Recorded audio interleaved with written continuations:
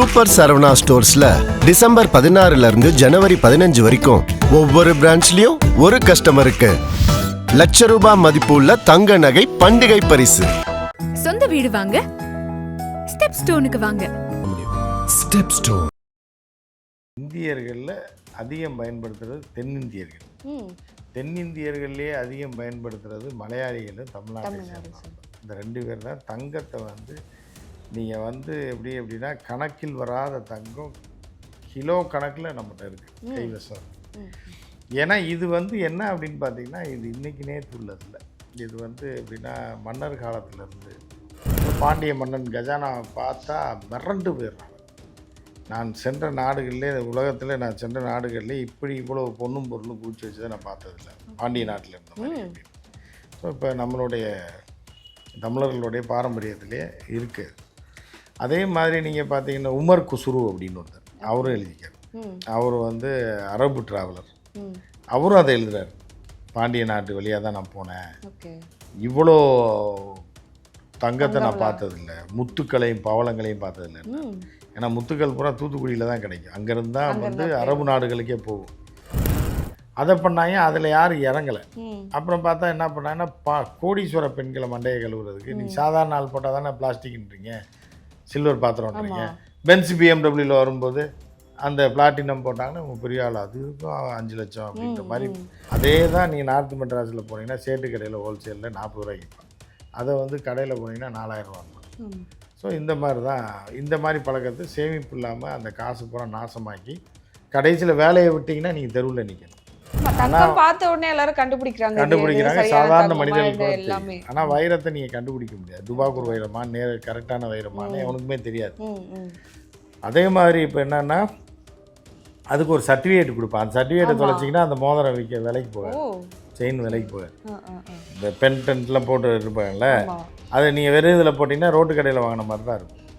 Original வைரம் பார்த்தீங்கன்னா பயங்கரமாக, அது ஒரு குவாலிட்டியான கல்லாக இருந்ததுன்னா அது பயங்கரமாக இதாகும், லிட்டர் ஆகும். ஆனால் அதோட வேல்யூ உங்களால் கண்டுபிடிக்க முடியாது. நீங்கள் சேமிக்கிறது இப்போ இல்லை. நீங்கள் விவசாய நிலம் வாங்குறேன்னு லோன் கேளுங்க, ஒரு நாய் தரமாட்டேன். புரியுதா? 10 ஃபோன் போட்டுருப்பாங்க டெய்லி. உங்களுக்கு இது வேணுமா, அது செல்ஃபோனுக்கு உடனே போன உடனே புரியுதா? ஒரு 1.5 லட்ச ரூபா செல்ஃபோன் தருவான். ஒரு இடம் ஒரு 50 சென்ட் இருக்குது, ஒரு 1.5 லட்ச ரூபா கிராமத்தில் இருக்குங்க அப்படின்னா தரமாட்டேன். பேங்க்கில் போய் கேட்டிங்கன்னா தரமாட்டேன். ஐஃபோன் தான். இப்போ நீங்கள் போனீங்கன்னா உங்கள் யாருன்னே தெரியாது. உங்கள் பேன் கார்டு நம்பரும் இதையும் கொடுத்தீங்கன்னா கொடுத்துருவாங்க. இந்தியன் ஸ்ரீலங்கன்னு இங்கே தான் கோல்டு யூஸ் பண்ணுவாங்க. இன்னும் சில தெற்காசிய நாடுகள், இப்போ நீங்கள் தாய்லாண்ட்லாம் போனீங்கன்னா பிள்ளைங்க பெருசாலாம் நகையெல்லாம் போட்டுக்க மாட்டாங்க. எல்லாமே ஒரு சின்ன செயின், ஒரு டைமண்டு, ஒரு கல் வச்சது. ஏன்னா அங்கெல்லாம் கல் பயங்கர சீப். தாய்லாண்டில் பெரிய பெரிய சுரங்கங்கள் இருக்குது, ஸ்ரீலங்காவில் பெரிய சுரங்கங்கள் இருக்குது. கல், அந்த கல்லெல்லாம் பார்த்தீங்கன்னா டைமண்ட் தோற்றுரும். அந்த மாதிரி கல்லெல்லாம் சும்மா ஒரு 400 ரூபா, 1000 ரூபா, 2000 ரூபாய்க்கு கிடைக்கும். அதை வச்சு தான் பிள்ளைங்கள்லாம் போடுவாங்க. அதே மாதிரி அங்கே டிசைனும் சூப்பராக பண்ணுவாங்க. அலுமினியம்லாம் வந்த புதுசில் என்ன பண்ணியிருக்காங்கன்னா, அது நீங்கள் வரலாறு எடுத்து பார்த்தீங்கன்னா தெரியும். இங்கிலாந்து மகாராணி வீட்டில் அலுமினிய தட்டில் தான் சாப்பாடு. ஏன்னா பயங்கர அலுமினியம்னா பெரிய விஷயம். அதில் சில பஞ்சாயத்துலாம் வந்துருக்கு. இந்த ஏதோ ஒரு நாட்டு அதிபர் போகும்போது அவருக்கு அலுமினிய தட்டில் போடலன்னு சொல்லி என்னை மதிக்கலை ராணின்ற மாதிரி. இப்போ நாய்க்கு கூட அலுமினிய தட்டில் திங்க. அப்போ அந்த மாதிரிலாம் சில மெட்டல் மேலே போயிட்டு கீழே டவுனில் வந்துருக்கு. இந்த 2000 வருஷம் 2500 வருஷம் இல்லை வந்திருக்கு. இப்போ அலுமினியம்லாம் லேட்டஸ்ட்டாக கண்டுபிடிக்கப்பட்டது.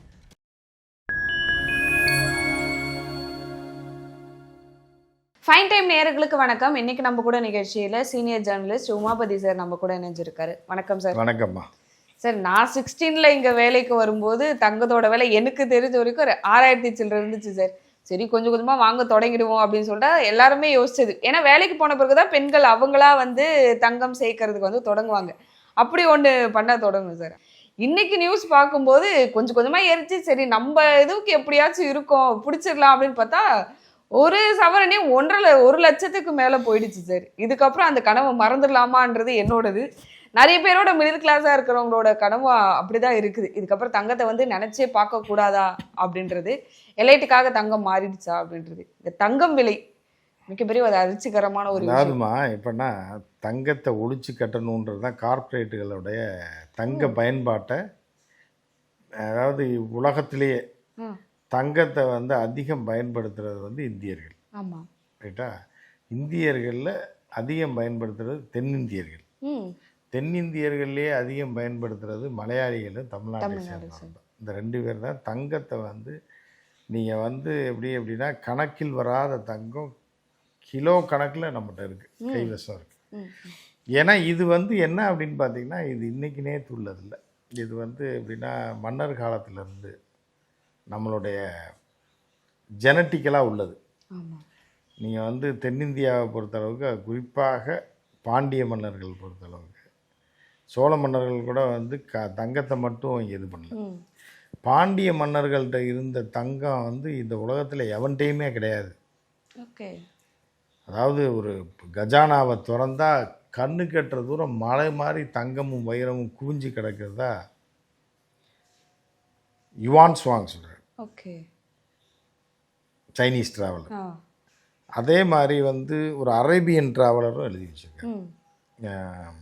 அது என்னோடய புத்தகத்திலே நம்ம எழுதியிருப்போம். அது அந்த வரலாற்று புத்தகத்தில் தடம்பதித்த தமிழனில் நான் எழுதியிருப்பேன். அதில் வந்து என்னென்னா நம்ம ரிசர்ச் பண்ணி அந்த இதில் பண்ணதில் வந்து பார்த்திங்கன்னா, அவன் என்ன சொல்கிறான்னா, காஞ்சிபுரத்துக்கு வந்துட்டு தஞ்சைக்கு வந்துட்டு மதுரைக்கு வரான் பாண்டிய மன்னனை பார்க்குறது. ஓகே. அப்போ அவன் என்ன குறிப்பில் எழுதுகிறான் அப்படின்னா, பாண்டிய மன்னர் வந்து வெள்ளை ட்ரெஸ் போட்டு தரையில் உட்காந்துருந்தாராம். இப்போ நம்ம மன்னர்னா இப்படி உட்காந்துருப்பாரு. மேல சிம்மா. என்ன அப்படிங்கும்போது அவர் ஒரு தத்துவத்தை சொல்கிறார். என்னென்னா, இப்போ மண்ணில் இங்கே தான் பிறந்தோம், மண்ணில் தான் போக போகிறோம், அதனால் அந்த மண்ணோட டச்சிலே இருப்போம் நாங்கள் எப்போவுமே அப்படின்ற மாதிரி. அதுக்கப்புறம் கூட்டிகிட்டு போய் என்ன பண்ணுறாரு, இப்போ இந்த காலத்தில் பத்திரிகையாளர்கள், யூடியூபர்கள் எல்லாம் இருக்க மாதிரி அந்த காலத்தில் சைனீஸ் ட்ராவலர்ஸு, அப்புறம் யூரோப்பியன் ட்ராவலர்லாம் அடுத்தடுத்து வருவாங்க. ஆனால் மன்னர்கள் அவங்கள மதித்து எல்லாத்தையும் சொல்லிடுவாங்க உண்மையை. ஓகே. ஆமா, கூட்டிட்டு போய் காட்டுறதெல்லாம் இருக்கும். ஆமாம், அது பத்திரிகையாளர்கள் இப்போ இருக்க மாதிரி அந்த காலத்தில் புலவர்கள் இருப்பாங்க, இந்த மாதிரி ட்ராவலர் இருப்பாங்கன்னா இவங்க வந்து வெளிநாட்டிலேருந்து வராங்கன்றப்ப அவர்களால் நமக்கு பாதிப்பு எதுவும் இல்லை, அவர்கள் போய் எழுதுவாங்க, குறிப்புகள் எழுதும்போது நமக்கு பெருமை தான் சொல்லிடுவாங்க. இப்போ வந்து நீங்கள் பிரியாணி கடையில் போனீங்க அப்படின்னா என்னென்ன மசாலா போடுறீங்கன்னா சொல்ல மாட்டாங்க. அதே நீங்கள் ப்ரெஸ்ஸுன்னு போனீங்கன்னு வைங்க, யூடியூப்லேருந்து வரோம் நீங்கள் செய்யுங்க அப்படியே எடுத்துக்கிறோம் அப்படின்னா எல்லாத்தையும் போட்டுருக்காங்க. ஸோ இதுதான் மீடியாவுடையது. அதே மாதிரி தான் அந்த காலத்தில் ட்ராவலர்ஸ். இப்போ பாண்டிய மன்னன் கஜானாவை பார்த்தா மிரண்டு போயிடுறாங்க. நான் சென்ற நாடுகளிலே, உலகத்தில் நான் சென்ற நாடுகளிலே இப்படி இவ்வளோ பொண்ணும் பொருளும் குவிச்சு வச்சதை நான் பார்த்ததில்ல, பாண்டிய நாட்டில் இருந்த மாதிரி அப்படின்னு. ஸோ இப்போ நம்மளுடைய தமிழர்களுடைய பாரம்பரியத்திலே இருக்குது. அதே மாதிரி நீங்கள் பார்த்தீங்கன்னா உமர் குசுரு அப்படின்னு ஒருத்தர், அவரும் எழுதிக்கார். அவர் வந்து அரபு ட்ராவலர், அவரும் அதை எழுதுறாரு. பாண்டிய நாட்டு வழியாக தான் நான் போனேன், இவ்வளோ தங்கத்தை நான் பார்த்ததில்லை, முத்துக்களையும் பவளங்களையும் பார்த்ததில்லை. ஏன்னா முத்துக்கள் பூரா தூத்துக்குடியில் தான் கிடைக்கும், அங்கேருந்து தான் வந்து அரபு நாடுகளுக்கே போகும். இவங்க இதை சாதாரண முத்தை கொடுத்துட்டு இவங்க என்ன பண்ணுவாங்க, தங்கத்தை வாங்கிட்டு வந்துடுவாங்க. தங்கத்தை வாங்கிட்டு வர்றதும் நம்மளுடைய பாரம்பரிய பழக்கம். இப்படிலாம் இருந்துச்சு. அது வழி வழியாக பெண்கள் தங்கம் அணிகிறது நம்ம வழக்கம். இன்றைக்கி நேரத்தில் 2000 வருஷத்துக்கு முன்னாடிலேருந்து போட்டுட்ருக்காங்க. அதே மாதிரி எகிப்து பெண்கள் யூஸ் பண்ணாங்க. ஆனால் இப்போ மதம்லாம் மாறினதுக்கப்புறம் அவர்கள் பயன்படுத்துறதில்ல. ஸோ இப்படி இருந்துகிட்டு இருக்கும்போது இந்த கார்ப்பரேட்டுகள் வராங்க. கார்ப்பரேட்டுகள் 90க்கு அப்புறம் வந்ததுக்கப்புறம் என்ன பண்ணான்னா, அவன் வந்து எல்லாத்தையும் அழித்து நாசமாக்கினா தான் நம்ம வியாபாரம் பண்ண முடியுன்றது அவனோட இது. இப்போ நீங்கள் தங்கம் வாங்கினீங்கன்னா உங்கள்கிட்ட வீட்டில் காசு வச்சு சேரும். சொந்த ஊரில் வீடு கட்டுறேன்னு சொல்லுங்கள், உங்களுக்கு லோன் தர மாட்டேன். சென்னையில் கட்டுறேன்னா உடனே தேடி 50 பேர் வருவாங்க. ஏன்னா நீங்கள் இங்கே வாங்கி நாசமாக போகணுன்றது தான் அவனோட இது. சொந்த ஊர்லன்னா நீங்கள் பிழைச்சிருவீங்க. சொந்த ஊர்லன்னா இடம் இருக்கும், ஒரு 25 லட்ச ரூபாவில் பயங்கரமான வீடு கட்டிடலாம். இங்கே வேணால் 75 லட்ச ரூபாய்க்கு குறைஞ்சி வாங்க முடியாது. அப்போ அதுக்கு வட்டி 75 லட்சம் போடுவான். அப்போ இந்த 1.5 கோடியை கட்டுறதுக்குள்ளே வயசாகி முடிஞ்சு போயிடும் வாழ்க்கை. அங்கேனா இவன் சொத்து சேர்த்துருவான்ல, இந்த சொத்து சேர்த்தான்னா நமக்கு பிஸ்னஸ் ஆகாது, இவன் செலவு பண்ணால் தான் பிஸ்னஸ் ஆகும். இப்போ குறிப்பாக பெண்களை வந்து என்ன பண்ணுறது அப்படின்னா, அவர்களை சேமிப்பு, அவர்களுடைய வருங்காலத்தை பற்றிலாம் கவலைப்படுறாங்க, படவே கூடாது. அவங்க நகை வாங்குறது எல்லாம் பற்றி அனாமத்தாக ட்ரெஸ் வாங்குறது 4000 5000த்துக்கு வாங்கி அது வந்து ₹1 கூட பேசனப்படாத பொருளாக தான் பெண்கள் வாங்கணும். 6 மாதத்துக்கு அப்புறம் அது ஒன்றத்துக்கு ஆகாத விஷயத்துக்கு லோன் தருவான். ஒன்றத்துக்கு ஆகாத விஷயத்து மேலே தான் அவங்க விரும்பணும். இப்போ நீங்களே உங்களே பார்த்துங்க, எதுவுமே கோல்டை விட நீங்கள் வந்து இப்போ பெண்கள்னால் தங்கத்தோடு தான் போடுவாங்க 20 வருஷத்துக்கு முன்னாடி. தங்க மூக்குத்தி, தங்க வளையல் தான் போடுவாங்க. ஆனால் வந்து இப்போ உள்ள பெண்கள்லாம் என்ன பிளாஸ்டிக்கு, இது டிசைனர். ஃபேன்சியாக எதிர்க்கும். ஆமாம். அப்போ என்ன ஆகும்னா நீங்கள் வந்து சேமிப்புலேருந்து வெளியில் போயிடுவீங்க. தங்கத்து மேலே மோகம் உங்களுக்கு குறைஞ்சிருது. தங்கத்து மேலே மோகன்றது உங்கள் சேமிப்பும் சரி, உங்கள் மோகமும் சரி, ஒரு எல்லாமே அதில் இருந்துச்சு. ஆமாம். அதை அழகுக்கும் போடுறது இருக்குது, கௌரவத்துக்கும் போடுறதா இருக்கும், அது சேமிப்பாகவும் இருக்கும். எல்லாம் இதை ஒழிச்சு கட்டிட்டாங்க. ஆமாம் சார். இப்போ ஜென்ரேஷன் யாருமே ஏன்னா அதில் மோகத்தை உடச்சி விட்டு விளம்பரத்தை போட்டு என்ன பண்ணுவாங்கன்னா, ஒன்றத்துக்கு ஆகாத பிளாட்டினம்னுவான். அது வேலைக்கே ஆகாது. சில்வரும் பிளாட்டினம், சில்வர் பாத்திரமும் பிளாட்டினம் நகையும் ஒன்றா இருக்கும். நீங்கள் சில்வர் ரோட்டு கடையில் வாங்கி போட்டுருவீங்களா இல்லை பிளாட்டினமானே தெரியாது. அதை பூஸ்டப் பண்ணாங்க. ஏன்னா தங்கத்தை ஒழிச்சு கட்டுறதுக்கு. ஆமாம். அதை பண்ணாங்க. அதில் யாரும் இறங்கலை. அப்புறம் பார்த்தா என்ன பண்ணாங்கன்னா, கோடீஸ்வர பெண்களை மண்டையை கழுவுறதுக்கு நீங்கள் சாதாரண ஆள் போட்டால் தானே பிளாஸ்டிக்ன்றீங்க, சில்வர் பாத்திரம்ன்றீங்க. பென்ஸ் பிஎம்டபிள்யூவில் வரும்போது அந்த பிளாட்டினம் போட்டாங்கன்னா உங்கள் பெரிய ஆள், அது இருக்கும் 5 லட்சம் அப்படின்ற மாதிரி. அப்படி அவங்க மண்டையை கழுவி அவங்கள நாசப்படுத்தி விட்டாங்க, சேர்த்து வைக்காமல். இப்போ மிடில் கிளாஸ் பெண்களுக்கு என்னென்னா பிளாஸ்டிக்கை பழகி விட்டாங்க. இந்த தோடு தான் நல்லாயிருக்கும், இந்த கண்ணாடி தான் நல்லாயிருக்கும். ஆனால் கண்ணாடி அந்த காலத்தில் 400 ரூபா தான் வரும். இப்போ வந்து 40,000 4 லட்சம் வரைக்கும் இருக்குது. கேட்டால் பிராண்டிங்னு வாங்கி. அதே தான் நீங்கள் நார்த் மெட்ராஸில் போனீங்கன்னா சேட்டு கடையில் ஹோல்சேலில் 40 ரூபாய்க்கு விற்பான். அதை வந்து கடையில் போனீங்கன்னா 4000 ரூபாமா. ஸோ இந்த மாதிரி தான், இந்த மாதிரி பழக்கத்தை சேமிப்பு இல்லாமல் அந்த காசு பூரா நாசமாக்கி கடைசியில் வேலையை விட்டிங்கன்னா நீங்கள் தெருவில் நிற்கணும். ஆமாம் சார். பேக்கப்னு அடுத்த நாள் ஒன்றுமே இருக்கக்கூடாது. வீட்டு கடன் வீட்டை பிடிக்கிட்டு போயிடுவான் பேங்க்காரன். ஏன்னா நீங்கள் 20 வருஷம் கட்டியிருந்தாலும் இன்னும் 10 வருஷம் பாக்கி இருக்கும். ஆமாம்.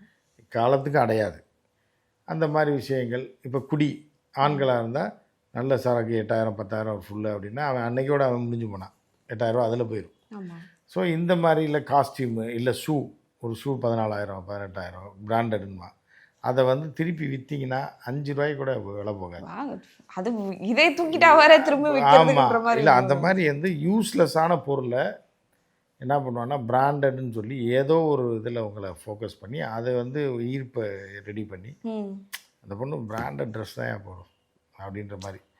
அப்படி இருக்கும்போது அப்போ அது பிராண்டட் போட்டால் ஒரு மரியாதைன்ற மாதிரி அப்படி ஒரு இதை ரெடி பண்ணி 2 பேரையும் நாசமாக்கிடுவான். புரியுதா உங்களுக்கு? ஸோ இதுதான் அவர்களோட எண்ணம். அந்த எண்ணத்துப்படி இப்போ போயிட்டுருக்கும்போது இப்போ என்னென்னா அதை வந்து தங்கம் பிளாட்டினத்தை இறக்கி பார்த்தாங்க, வேலைக்கு ஆகலை. ஏன்டா இந்த கருமத்தில் கொண்டாந்து இதை கொண்டாந்து சில்வர் பாத்திரம் மாதிரி இருக்குது, இதை கொண்டாந்து செயின்ன்ற நெக்லஸ்ன்ற இதெல்லாம் போட்டால் அவனும் மதிக்க மாட்டாங்க. மிடில் கிளாஸில் நீங்கள் பிளாட்டினம் 50 லட்ச ரூபாய்க்கு பிளாட்டினம் போட்டிங்கன்னா கூட ஏதோ டி நகரில் போய் ஏதோ மாலில் வாங்கியிருக்கும் போல இருக்குல்ல, ஏதோ ஒரு செயினை வாங்கி போட்டு தெரியுது அப்படின்ற மாதிரி தான் சொல்லுவாங்க. அதை மதிக்க மாட்டாங்க. அதே மாதிரி வைரத்துக்கு மதிப்பே கிடையாது. எது மதிப்பு இல்லையோ அதை பிராண்டட் ஆக்குவான், இது போட்டால் தான் மரியாதை அப்படின்னு. இங்கே வைரக்கெல்லாம் ஆர்டிஃபிஷியல் அமெரிக்கன் டைமண்டும் ஒரே மாதிரி இருக்கும், கண்டுபிடிக்கவே முடியாது. புரியுதா? அதை கொண்டு போய் நீங்கள் கொடுத்தீங்கன்னா எவனுக்குமே அது எத்தனை கேரட்னே சொல்ல தெரியாது. பார்த்த உடனே எல்லாரும் கண்டுபிடிக்கிறாங்க, சாதாரண மனிதர்களுக்கு. ஆனால் வைரத்தை நீங்கள் கண்டுபிடிக்க முடியாது. துபாக்கூர் வைரமா கரெக்டான வைரமானு எவனுக்குமே தெரியாது. அதே மாதிரி இப்போ என்னன்னா அதுக்கு ஒரு சர்டிஃபிகேட் கொடுப்பான். அந்த சர்டிஃபிகேட்டை தொலைச்சிங்கன்னா அந்த மோதிரம் விலைக்கு போகாது, செயின் விலைக்கு போகாது. இந்த பென்டென்ட்லாம் போட்டு இருப்பாங்கல்ல, அதை நீங்கள் வெறும் இதில் போட்டிங்கன்னா ரோட்டு கடையில் வாங்கின மாதிரி தான் இருக்கும்.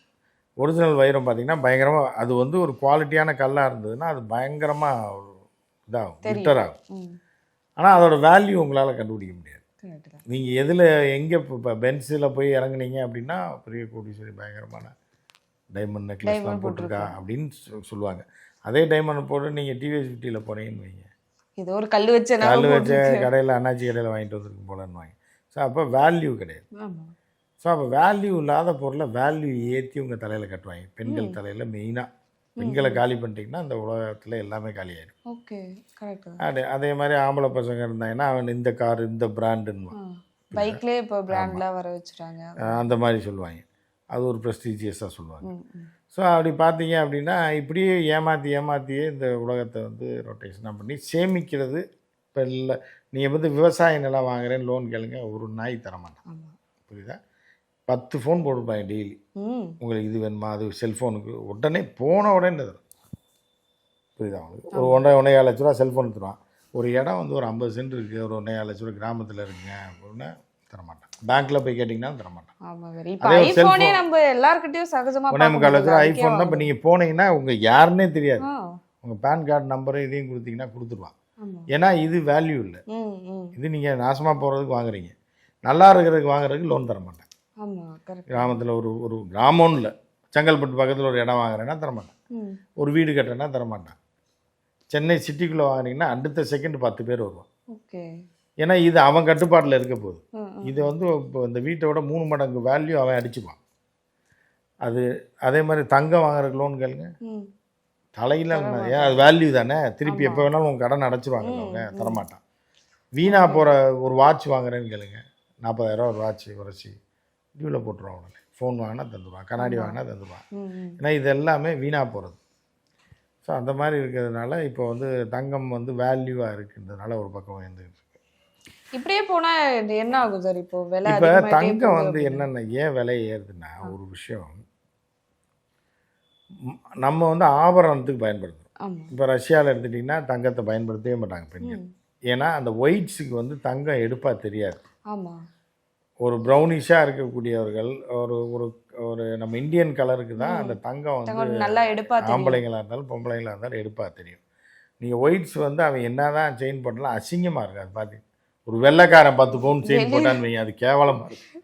ஒரு வெள்ளைக்கார பொண்ணு 10 பவுன் செயின் போட்டுச்சுன்னா பார்க்கவே செய்யாது. ஆமா ஸோ ஆனால் வந்து ஸோ அதனால் அவங்க வந்து தங்கத்தை வந்து பெருசாக வாங்க மாட்டாங்க. அவங்க எப்போ வாங்குவாங்கன்னா கல்யாணத்துக்கு ரிங்கு, ஆமா சரியா? அப்புறம் சில பெண்கள் வந்து பொடிசாக ஒரு சின்ன மாதிரி ரொம்ப சின்னதா மெலிசாக மெலிசா போடுவாங்க. அதில் ஒரு டைமண்ட், அதே பயங்கர காஸ்ட்லியாக இருக்கும். ஸோ இந்த மாதிரி தான் ஒயிட்ஸ் போடுவாங்க. ரொம்ப ஒயிட்ஸ்னால் பிரிட்டிஷ்காரங்களாம் ரொம்ப இது பண்ண மாட்டாங்க, டச்சுக்காரங்கெல்லாம் போடவே மாட்டாங்க. நீ ஜெர்மன் நேஷ்னலிஸ்ட்லாம் வந்து அங்கே பிறந்தவங்கலாம் பார்த்தீங்கன்னா மேக்ஸிமம் யூஸ் பண்ண மாட்டாங்க. இந்தியன் ஸ்ரீலங்கன்னு இவங்க தான் வந்து கோல்டு யூஸ் பண்ணுவாங்க. இன்னும் சில தெற்காசிய நாடுகளில் இப்போ நீங்கள் தாய்லாண்ட்லாம் போனீங்கன்னா பிள்ளைங்க பெருசாலாம் நகையெல்லாம் போட்டுக்க மாட்டாங்க. ஆமா எல்லாமே ஒரு சின்ன செயின், ஒரு டைமண்டு, ஒரு ஏதோ ஒரு கல் வச்சது. ஏன்னா அங்கெல்லாம் கல் வந்து பயங்கர சீப்பு. ஓகே தாய்லாண்டில் வந்து பெரிய பெரிய சுரங்கங்கள் இருக்குது, ஸ்ரீலங்காவில் பெரிய சுரங்கங்கள் இருக்குது. கல், ஆமா அந்த கல்லெல்லாம் பார்த்தீங்கன்னா டைமண்ட் தோற்றுரும். ஓகே அந்த மாதிரி கல்லெல்லாம் சும்மா ஒரு 400 ரூபா, 1000 ரூபா, 2000 ரூபாய்க்கு கிடைக்கும். அதை வச்சு தான் பிள்ளைங்கள்லாம் போடுவாங்க. அதே மாதிரி அங்கே டிசைனும் சூப்பராக பண்ணுவாங்க. ஸோ அப்படி இருக்கிறனால கோல்டுக்கு வேல்யூ கிடையாது. மக்கள்கிட்ட நம்ம பாதிக்கப்படுறோன்னா நம்ம அதை பயன்படுத்திக்கிட்டு இருக்கோம். நம்ம பொருளாதாரமே, நமக்கு அது பெருசா நம்ம தெரியுது. குடும்ப பொருளாதாரமே கோல்டை வச்சு தான் இருக்குது அப்படின்ற மாதிரி நம்ம தமிழ்லையும் கேரளாலையும் குறிப்பாக சவுத் இந்தியா, கர்நாடகா கொஞ்சம் எடுத்துக்கலாம், ஆந்திரா எடுத்துக்கலாம். ஆனால் இப்போ என்ன ஆயிடுச்சு, எதுக்காக இவ்வளோ ஃபாஸ்ட்டாக ஏதுன்னா நாடுகள் வந்து கோல்டை வந்து ஸ்டாக் வைக்க ஆரம்பிச்சிட்டோம். ஓ இப்போ சைனா சென்ட்ரல் பேங்க்கில் வந்து ஏகப்பட்ட தங்கத்தை வாங்கி குவிக்கிறான். அமெரிக்காவுக்கு பாதியை தாண்டி காலங்காலமாக அமெரிக்கா வச்சுருந்த கோல்டு ஸ்டாக் இருக்குல்ல, ஆமா அதுக்கு கிட்டத்தட்ட 50% மேலே அவ்வளோ ஃபாஸ்ட்டாக போயிட்டுருக்கான். எங்கே தங்கம் கிடைச்சாலும் மொத்தமாக வாங்கி போடுறான். ஓகே சுரங்கங்கள் கம்மியாயிருச்சு, தங்கம் கிடைக்கிறது கம்மியாயிருச்சு. ஆனால் வந்து தேவைகள் அதிகமாக இருக்குது. சைனாலலாம் வந்து என்னென்னா அது வந்து நீங்கள் கோல்டுக்கு வந்து மதிப்பே கிடையாது. இந்த 2000 வருஷத்தில் 2000 வருஷத்துக்கு முன்னாடி இல்லை 3000 வருஷத்துக்கு முன்னாடி வரலாற்றை எடுத்து பார்த்தீங்கன்னா அப்பயும் தங்கம் இருந்திருக்கு. ஓகே இன்றைக்கி வரைக்கும் தங்கம் வேல்யூவாக இருக்குது. ஆமா புரியுதா? இடைப்பட்ட காலங்களில் பல மெட்டல்கள் வந்து நாசமாக போயிருக்கு, அது கேவலமாக போயிருக்கு. அலுமினியம்லாம் வந்த புதுசில் என்ன பண்ணியிருக்காங்கன்னா, அது நீங்கள் வரலாறு எடுத்து பார்த்தீங்கன்னா தெரியும். இங்கிலாந்து மகாராணி வீட்டில் அலுமினிய தட்டில் தான் சாப்பாடு. ஏன்னா பயங்கர அலுமினியம்னா பெரிய விஷயம். அதில் வந்து சில பஞ்சாயத்துலாம் வந்திருக்கு. இந்த ஏதோ ஒரு நாட்டு அதிபர் போகும்போது அவருக்கு அலுமினிய தட்டில் போடலன்னு சொல்லி என்னை மதிக்கலை ராணின்ற மாதிரிலாம். இப்போ நாய்க்கு கூட அலுமினிய தட்டில் திங்காது, புரியுதா உங்களுக்கு? ஸோ அப்போ அந்த மாதிரிலாம் சில மெட்டல் மேலே போயிட்டு கீழே டவுனில் வந்திருக்கு. இந்த 2000 வருஷம் 2500 வருஷத்தில் வந்திருக்கு. இப்போ அலுமினியம்லாம் லேட்டஸ்ட்டாக கண்டுபிடிக்கப்பட்டது, இதெல்லாம் வந்திருக்கு போயிருக்கு. ஆனால் தங்கம் மட்டும்தான் எப்படி மேலே இருந்துச்சோ அப்படியே அன்னைக்கு மன்னர் காலத்திலேருந்து இன்னைக்கு வரைக்கும் அதோட வேல்யூன்றது அன்னைக்கு எவ்வளோ வித்துச்சுன்னு தெரியல. தெரியாது. நிச்சயமாக வந்து ரொம்ப கம்மியாக இருந்திருக்காது. ஆமா அப்ப இருந்த பொருளாதாரத்துக்கு அப்போ அது அதிகமா தெரிஞ்சிருக்கும் சார். அப்போ ஒரு 400 ரூபான்றதே அப்போ அதிகமா தெரிஞ்சிருக்கும். இல்லை அது இப்போ நான் சொல்கிறது மன்னர் காலத்தில் இப்போ இருந்த ரேட்டு அப்போ இருந்து. ஓ அப்போ இருந்தது 2000 வருஷத்துக்கு முன்னாடி இப்போ எப்படி 1 லட்ச ரூபாய்க்கு விற்கிதோ அந்த அளவுக்கு வேல்யூவாக இருந்திருக்கும். ஓகே கிட்டத்தட்ட. ம். சரியா? ஸோ அதனால் மன்னர்களும் வெளிநாட்டில் போய் வியாபாரம் பண்ணுற ஒரு குடும்பத்தில் மட்டும்தான் தங்கம் இருந்தது. குடியான வீட்டிலலாம் தங்கம் இருக்காது. ஏதாவது போட்டு தங்கம் வாங்கி போட்டுருப்பாங்க, மூக்குத்தி, தோடு, தண்டட்டி இந்த மாதிரி போடும். அதனால் இப்போ வந்து சைனாவில் வந்து அதிக தங்கத்தை பர்ச்சேஸ் பண்ணுறதுனால கோல்டோட வேல்யூ வந்து ஏறிட்டு இருக்கு. அது ஒரு காரணம். ரெண்டாவது வந்து மார்க்கெட்டில் கொண்டு போய் தங்கத்தை வச்சுட்டாங்க, ஷேர் மார்க்கெட்டில். ஓகே. அதனால் இஷ்டத்துக்கு ஏற்ற இறக்கமாக, இல்லைன்னா இவ்வளோ ஏற்ற இறக்கம் வருஷமானாலும் ஆகாது. 10 வருஷத்துக்கு ஒரு டைம் தான் தங்கமே ஏறும். ஆமாம். இப்போ 400 வச்சு இப்போ 500 ஆயிடுச்சா அப்படின்னு. இப்போ 400 வச்சது 40,000 வந்தது, இப்போ 4 லட்சம் ஆயிரும் போல. அந்த இந்த மாதிரி கடைசி ஒரு 6 மாசத்துலயே அதிகமா சரி, ஏறி ஏறிட்டே ஏறி ஏறி அப்படியே வந்துடுச்சு சார். அது வந்துட்டு ஃபுல்லாவே. ஸோ அதனால் தங்கம் இன்னும் ஏறுமுகம் தான். தங்கம் வந்து இப்போ எப்போ பிஸ்னஸ்குள்ளே போயிடுச்சோ ஓகே. அப்போயே வந்து தங்கத்தோட வேல்யூ வந்து ஏறிட்டே தான் இருக்குது. அதே நேரத்தில் ஏதோ ஒரு வார், அந்த மாதிரி ஒரு பெரிய அளவில் செகண்ட் வேர்ல்டு வார் மாதிரி ஒன்று வந்தது அப்படின்னா தங்க விலை குறையும். அது வரைக்கும் குறையாது. ஓகே. ஸோ அப்போ மிடில் கிளாஸ் அப்படின்றவங்களுக்கு என்னதான் இருந்தாலும் அந்த மோகம் போகல, தங்கத்து மேல இருக்கிற அது இந்த மோகம். ஜென்ரேஷனில் இருக்க போக போக குறைஞ்சிரும். ஓகே. அப்படி குறைஞ்சிருச்சுன்னா அடுத்தது ஒரு பேக்கப் அப்படின்றது இருக்குல்ல சார். இப்போ வீட்டில் ஏதாச்சும் பிஸ்னஸ் தொடக்க போகிறேன், இல்லை வீட்டில் வீடே கட்டணும்னாலும் தங்கத்தை எடுத்துட்டு போய் வைப்பாங்க. அதை வச்சு அது மூலமா அதான் நம்மளுடைய தமிழர்களுடைய பொருளாதாரத்துடைய பேசியம் தங்கம் தான். ம், ம். அது இப்போ அதுக்கு பொங்கல் வச்சிட்டாங்க. ஓகே.